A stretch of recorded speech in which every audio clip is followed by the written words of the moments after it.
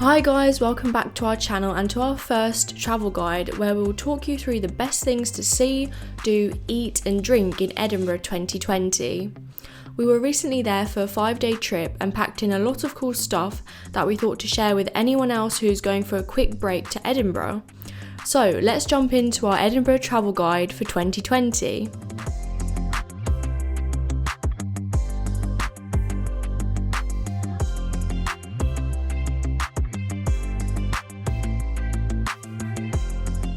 The iconic city of Edinburgh is located in the southeast of Scotland, and the city is made up of many districts, these being the main ones. If this is your first time visiting, then I think it's really important to know what each part is known for and why you should explore the different parts. The main parts are divided into the New Town and the Old Town. The Old Town houses the classic Harry Potter type buildings, hidden walkways, boutique shops and the famous Greyfriars Bobby. Whereas the New Town is much more modern and has all the latest high street shops, Scots Monument and plenty of bars and restaurants.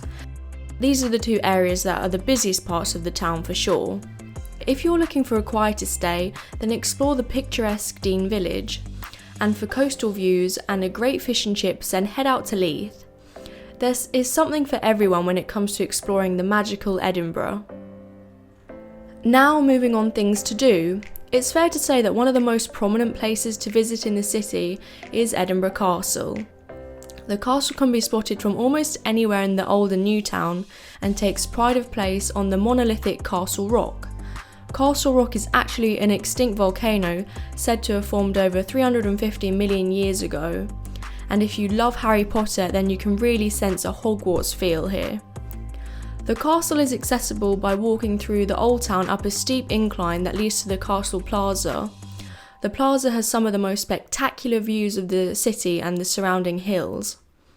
Unfortunately, we didn't manage to get into the castle because you do have to book a few days in advance online, which we should have planned out, to be honest with you. But nonetheless, there are some great views out onto the city and you do still get a sense of the ancient elements of the castle. If it's your first time visiting, then you're going to want to explore the city, right? And we feel the best way to do this is by one of the many bus tours across the city. It may seem really touristy, but because Edinburgh has many different parts to see, the bus covers all of them within a day, giving you the option to hop off, of course, at each major stop. We found this such a great way to explore the city, and the tour guide also gave us great historical facts and insights into the different landmarks, buildings and figureheads of Edinburgh. Because the bus is 2 floors, it also gives you a great vantage point to see some amazing views of the castle and cityscape. We highly recommend the bus tour as part of your trip across the city.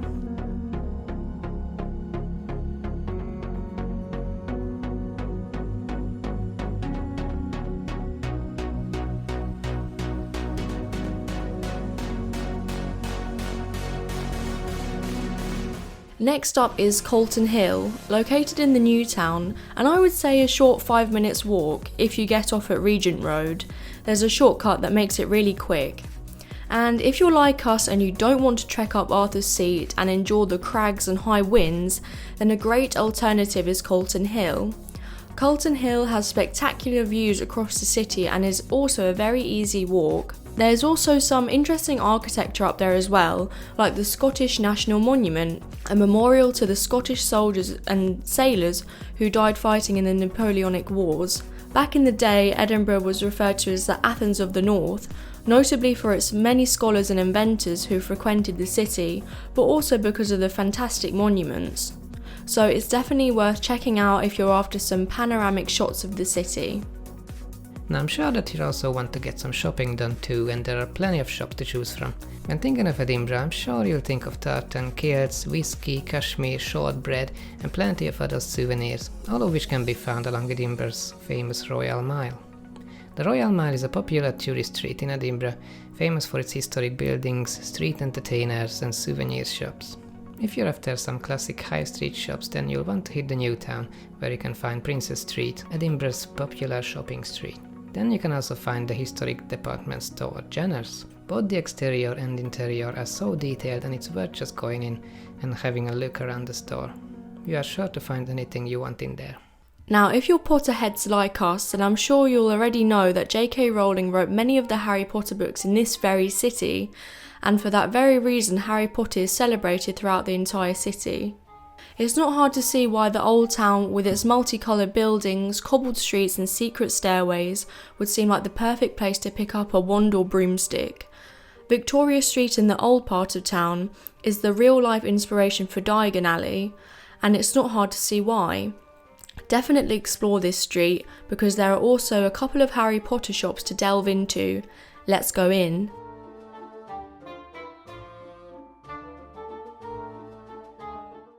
You can also visit the Elephant House Cafe, where J.K. Rowling wrote a lot of the earlier books.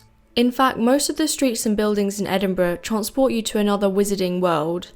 If you do want a full Harry Potter experience, then book a Harry Potter tour where you'll be taken around all of the magical sites around the city that inspired the book.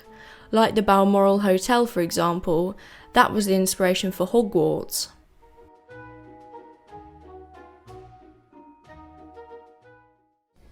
Whilst we were there, we were lucky enough to experience some live street music, which really did feel like Edinburgh. Unfortunately, the Edinburgh Fringe Festival was cancelled this year, but usually the streets are packed with musicians, comedians and entertainers, all creating a fantastic atmosphere among the city streets.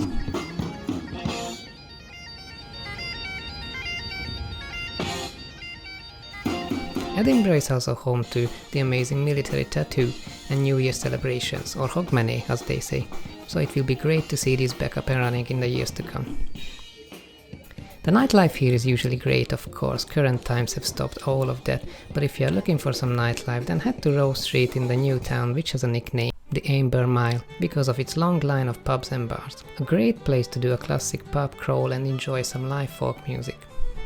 Whilst we are on the topic of food and drink, we just thought to mention some classic Scottish dishes that you must try when you're in the city. Of course, I'm sure that you heard of haggis, a spiced meaty dish usually served with potatoes and turnips. But if it's your first time trying haggis, then we suggest going for some haggis fritters or a haggis burger. Now, a trip to Scotland wouldn't be complete if we didn't have a wee dram of whiskey, and trust me, there are plenty to choose from. Check out the Scottish Whisky Experience if you are a whisky lover. There are also some fantastic gins in Scotland too, so make sure to try some Edinburgh gin. My favourite is the Bramble and Honey, just delicious. Beef in Scotland is also world famous, so make sure to have a steak, burger or something of the sort.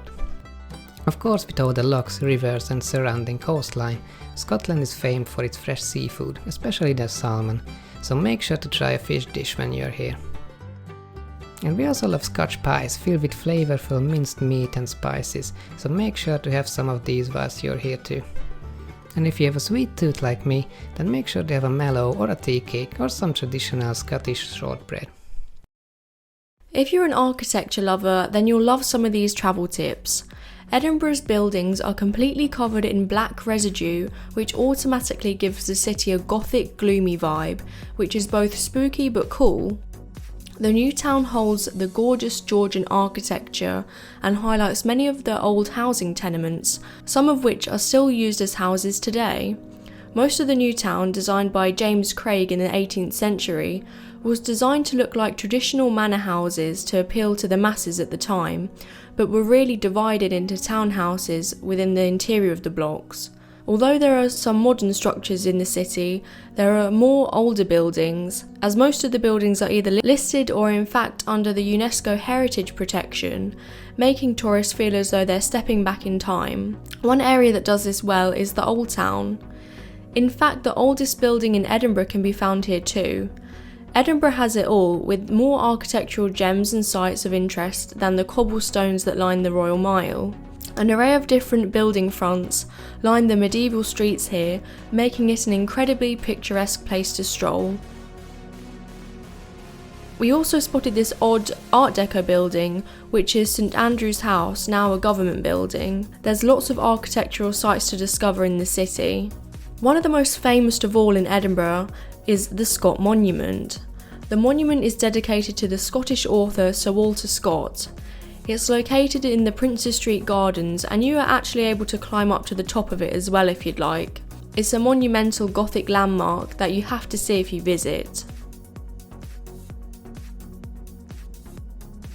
We also thought to include some more alternative things that we got up to. If you are there for a couple of days, it's also worth venturing slightly outside of the city to see some more of Scotland's landmarks. Just half an hour away are the famous KELPIES, large horse-headed structures. In Celtic folklore, KELPIES are shape-shifting water spirits that hide in the lochs and rivers of Scotland, said to have the power of 10 horses. It's a great area to walk around, and there are plenty of places to have a picnic and relax outdoors. Not far from there is the FALKIRK wheel, which is a rotating boat lift that switches boats to the differing canals in a Ferris wheel-like motion, a huge engineering feat. You can also ride the boat if you'd like. Going back to Edinburgh, you can explore the cute fishing towns of Queensferry or the local coastline and the Cremond area for some great sea views and have picnic on the beach too. That's it guys for our Edinburgh Travel Guide 2020. We hope that you really enjoyed this video and that we gave you some helpful travel tips for your own Scottish adventure to this magical city. If you've travelled there before and thought that we missed anything, then please leave a comment below to spread the word to fellow travellers. And that's it guys, thanks for watching and we'll see you in the next video. Bye!